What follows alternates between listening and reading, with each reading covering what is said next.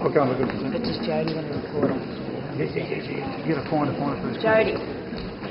Archie.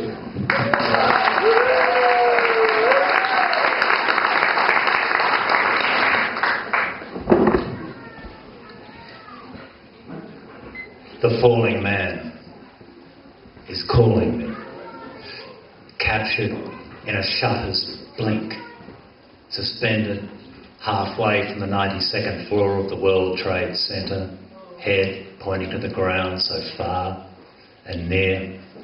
He gives me time to think. He stands inverted, foot beside opposite knee, as if leaning against a wall, just chilling on his coffee break. Outside frame, the skyscraper burns, but the falling man doesn't seem to care. His universe stripped of all but air. It's like the camera has frozen time. He isn't coming. He isn't going. He's just there.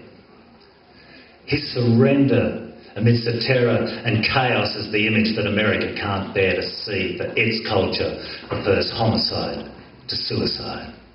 There are no Americans strapping explosives to their bodies. He's a cook in the restaurant on the 92nd floor, but no nearer, my God, to thee. He ain't thinking about the good old US of A. Not today. The scorch of death licks at the door, and the mortgage is not on his mind. The falling man seems so serene that my spirit pays attention. Then I realise he isn't falling. He's flying. He's free. He looked like an angel to me.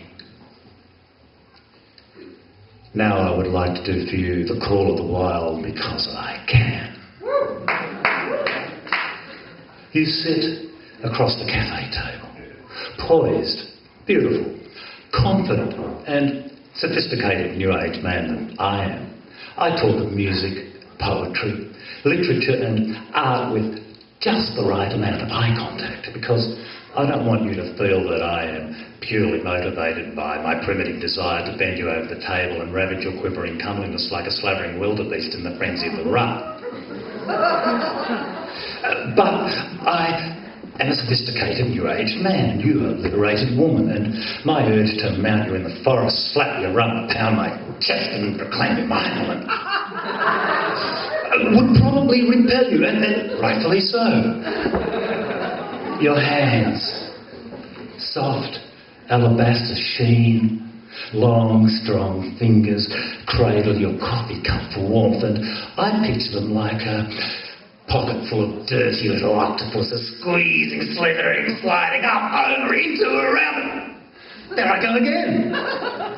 Very poor form, for I am a sophisticated new age man, and you an interesting, intelligent woman with considered opinions and strength of character, and it would be inappropriate of me to be so conscious of the twitching sphincter at the base of my throbbing when you are speaking of the plight of Muslim women and female circumcision in Africa, and even as I express my vehement disapproval of all forms of aggression and oppression, especially against women, my battering ram was to shudder against your gateway, get upon this dangerously fraught, my cavalry ready to thunder, to rend and thunder any thunder to restrain on its arms.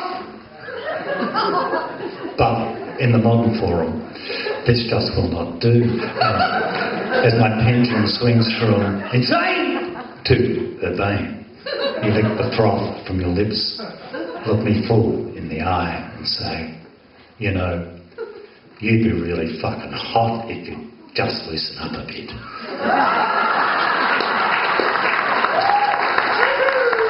This next poem was inspired by my first visit to Woodford. It's called The Ghost of the Empire Theatre. The poets have all gone. and the closed sign hangs crooked on the door of the Empire Theatre, standing sentinel silent in the late night shadows. Patter and smatter of rain on the roof, tatter and scatter of fractured verse piled knee-deep like autumn leaves on the floor. Blood and spittle on the microphone. The prose painted canvases of dreams and schemes, now just confetti flakes of despair, lying abandoned with the orphan lines of the girl who forgot them, then forgot them, her brain emptied out to God knows where, and the whiff of the host with the most, the ghost boy, lingers like cordite in the air. Gun smoke, punk smoke, fun smoke, take your pick. Curling and swirling around the old man standing quietly in the corner, thinking of a girl he once knew. A slow-eyed girl with a vast reputation, trailing chaos and desire and a sinful deputation like a red Corvette with the gas pedal stuck. She was a wild ride. She was with him when he almost died, when his money went, with his self-respect, his pride, when all hope was wrecked, the only times he ever cried. Maybe she was just bad luck. He remembers being smashed, waiting in a phone booth he had trashed with the handpiece dangling like a hangman's noose. He couldn't remember calling her. It was a long time ago. He never heard from her again. All his relationships capsized in stormy seas. There were no survivors. He floats through the sea of babble, seeking pearls amongst the rabble, and he dances on the tangles like Mr. Bojangles, but he doesn't touch down or care that his dog died. He's over it. He's over lots of things. But still, he scavenges through the scattered discards of poets and bards for the spell that might rearrange the cards that fate had dealt him, as if by some sleight of hand they might change, and maybe she'd come back. Maybe she'd come back. And the words of his choosing rise up in the air like a celestial choir on a heavenly stair as they dip and soar in lyric delight like love at first sight, before the pain slips between the ribs like a slow stiletto. It's a libretto, an aria, a symphony of pain and hope and longing, a beckoning, a reckoning, a summoning, shivering in the night, and all he needs to complete the spell is her name. He needs to remember her name. Then he starts at the tread of the cleaning bloke and fades like gentle wafts of smoke in the summer breeze's caress. His poem falls in shards to its doom. The cleaner reaches for his broom and laments the poet's mess. In the far, sad corner of the empire, in the shape of a tear, is a wisp of smoke. I will remember her name.